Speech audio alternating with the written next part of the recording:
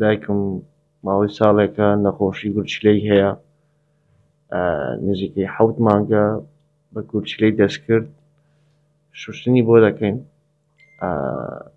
لەو ئاخیراندا کە من بڕیارمدا گورچلەی خۆمی پێ بدەم، یعنی هیچ حەلێکی ترمان نەما و حەزیشم پێی نەکرد کەوا گورچلە بکڕێن.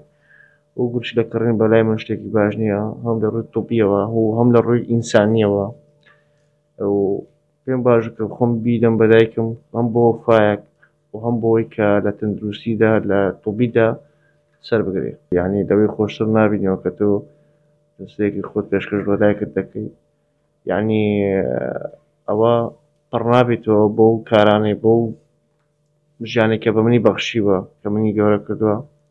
کاردانەوەی ئەوە بوو کە نابێتە گورچلێ تۆ بیدەی بە من و دەشیوت ئێمە گورچلە ناکڕین. گورچلە کە بیکڕین و بازرگانی پێوە بکەین کارێکی هەڵەیە، یعنی ئینسانیانە نییە.